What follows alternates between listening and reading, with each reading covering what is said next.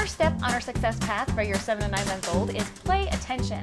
In this video series, we are going to be diving deeper into using the EAR framework to better understand your little one at this time in their life. Starting with the EAR triangle, we're going to be diving deeper into environment, looking at the three aspects that we know the environment comprises: the temporal environment, the physical environment, and the personal environment. And first, we're going to take a look at the temporal environment.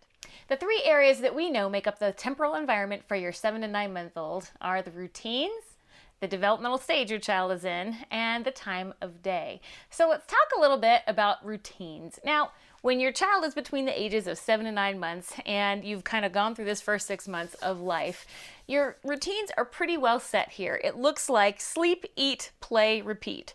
Sleep, eat, play, repeat, and generally in that order, with a lot more time of your day being spent in that eating part, because it's all a new skill for baby. They're learning about new foods, they're trying new foods, you're cleaning up new foods, you're changing your clothes, baby's clothes. You might be on the go where you're packing food with you. Lots of time spent in that eating part, but there's still a significant part of your day spent in that sleeping part and playing part. And so your routines are kind of based on that aspect of your day with your little one. Additionally, your little one's attention span has started to increase, where they're able to play a little bit more for longer periods of time. So right about now, between the 7 and 9 month old age range, your baby's better able to attend for longer periods of time, right around about 2 to 3 minutes for that little one, which might feel like a lifetime compared to where you've been. So like you're starting to think, can I take a shower in 2 to 3 minutes? Oh yes, I can. So that's part of how your routines and your life changes as baby continues to develop their routines and their new skills that they're moving through right now too. Looking at the temporal aspect of the developmental stage that your 7 to 9 month old is in right now, we are focusing on your little one moving into that phase of the great explorer.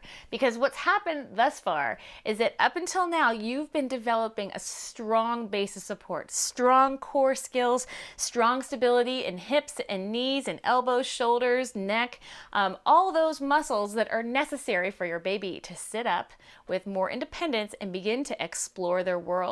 The other part of this phase is the sticky finger phase. Because you've worked on all those amazing skills, you set that foundation for stability and mobility for your child to be more stable, so that further away from their body, their base of support, they can be more mobile. So those fingers are starting to move more independently because they're stronger in their shoulder, so they can support more extended arm reach and grasping, and they don't have to play so close to their body because this is where all their stability is. So yay you, but woohoo!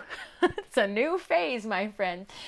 So we're going to talk a little bit about this developmental stage, and we're going to start with big motor skills, where your little one is pointing in the direction of during this phase of the development. Like I said, that big phase right now is going to be sitting independently, but where your child is pointing in the direction of right now is that beginning stage of crawling and creeping. Now, let's talk about the big motor skills that you're going to see out of your 7 to 9 month old during this phase. So you're going to see your little one sitting up with more independence, or at least working hard at gaining that strength and stability to sit without support using their hands, up to about 10 minutes or so towards the end of this phase of development.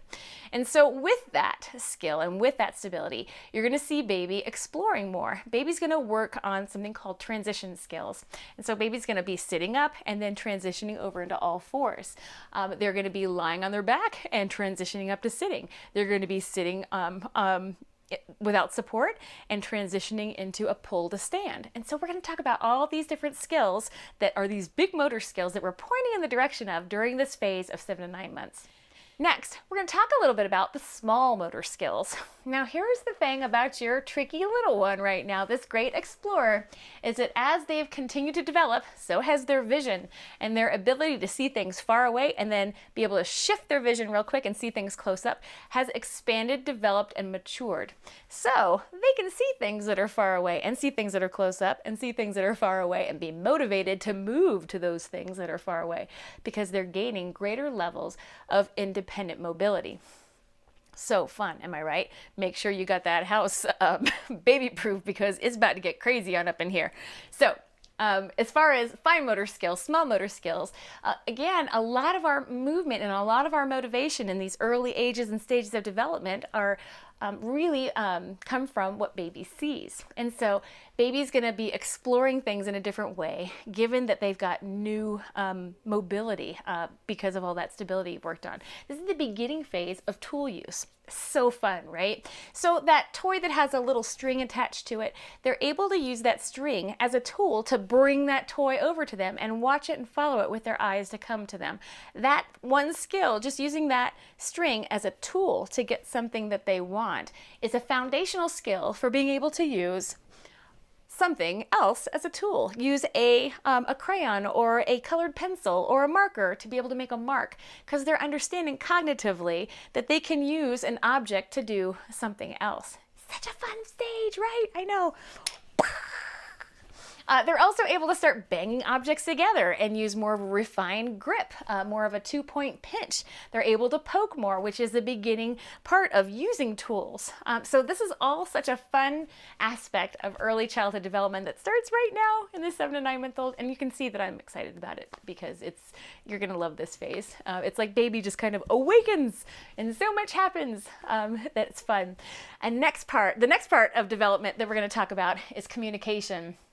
Now, I love this phase because you're able to actually feel like baby hears you, baby responds to you, and you can kind of have this little conversation with your little one. The speech and language skills that your child is developing are beginning to change, and you can see it and hear it. They're able to gesture highs and byes. They're able to shake their head no, even if they mean yes.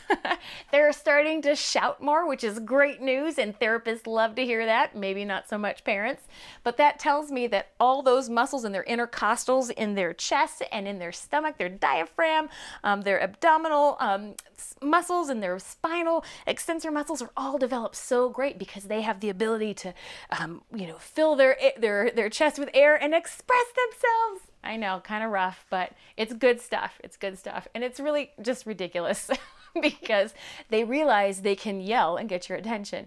And they do.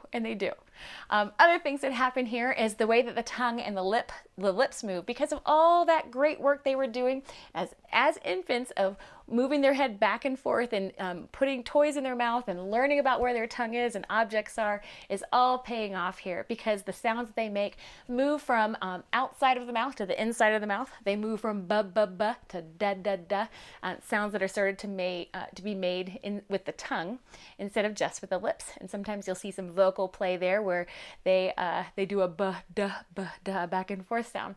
And you can absolutely encourage that during this time too. So fun, am I right? And finally, on top of all those other amazing thinking skills and motor skills that baby's developing, baby is starting to be able to play for longer periods of time, which feels awesome. Babies, can attend to an object or a toy for about 2 to 3 minutes. And as parents, we're thinking, oh my gosh, how fast can I actually take a shower and get ready for the day? And I could absolutely do that in 2 to 3 minutes. So it's really fun because you start to see baby's ability to start to stretch their attention span and to play with objects and toys for longer periods of time. Super fun time.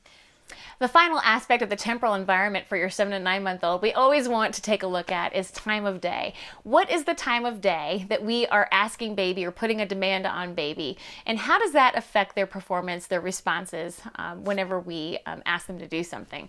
And so if baby's teething and hasn't been sleeping well, or if baby is expecting to eat and we're actually going for a car ride and they're kind of ticked off about that, paying attention to that environmental aspect, the time of day, the routines, and how that affects baby's interaction and responses. We always want to make sure that we're keeping that in mind as we continue to interact and act with our baby. The next area on the EAR triangle we're going to take a look at is activities, and how activities for your 7 to 9 month old need to be appropriate, child-centered, and involve a level of serve and return.